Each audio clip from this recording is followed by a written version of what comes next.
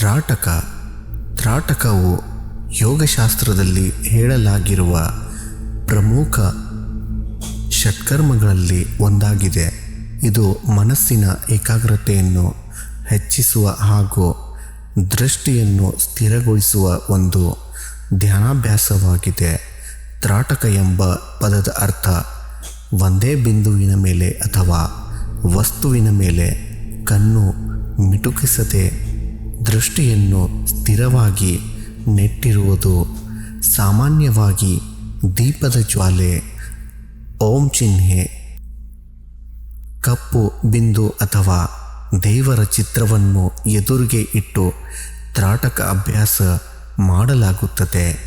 ಬೆನ್ನು ನೇರವಾಗಿ ಇಟ್ಟು ಆರಾಮವಾಗಿ ಕುಳಿತು ಕಣ್ಣು ಮಿಟುಕಿಸದೆ ಆಯ್ಕೆ ಮಾಡಿದ ವಸ್ತುವಿನ ಮೇಲೆ ಕೆಲವು ನಿಮಿಷಗಳ ಕಾಲ ದೃಷ್ಟಿಯನ್ನು ಕೇಂದ್ರೀಕರಿಸಲಾಗುತ್ತದೆ. ಕಣ್ಣಿನಲ್ಲಿ ನೀರು ಬಂದ ನಂತರ ಕಣ್ಣುಗಳನ್ನು ಮುಚ್ಚಿ ಅದೇ ಚಿತ್ರದ ಪ್ರತಿಬಿಂಬವನ್ನು ಮನಸ್ಸಿನಲ್ಲಿ ಗಮನಿಸುವುದು ಈ ಅಭ್ಯಾಸದ ಭಾಗವಾಗಿದೆ. ತ್ರಾಟಕದಿಂದ ಏಕಾಗ್ರತೆ, ನೆನಪಿನ ಶಕ್ತಿ ಮತ್ತು ಮಾನಸಿಕ ಸ್ಥಿರತೆ ಹೆಚ್ಚುತ್ತದೆ ಎಂದು ಯೋಗದಲ್ಲಿ ತಿಳಿಸಲಾಗಿದೆ. ಇದು ಧ್ಯಾನಕ್ಕೆ ಮನಸ್ಸನ್ನು ಸಿದ್ಧಗೊಳಿಸಲು ಸಹಾಯಕವಾಗಿದೆ. ನಿಯಮಿತ ಅಭ್ಯಾಸದಿಂದ ಮನಸ್ಸಿನ ಚಂಚಲತೆ ಕಡಿಮೆಯಾಗಿ ಶಾಂತಿ ಮತ್ತು ಆತ್ಮವಿಶ್ವಾಸ ವೃದ್ಧಿಯಾಗಬಹುದು. ಆದರೆ ತ್ರಾಟಕವನ್ನು ಅತಿಯಾಗಿ ಮಾಡಬಾರದು.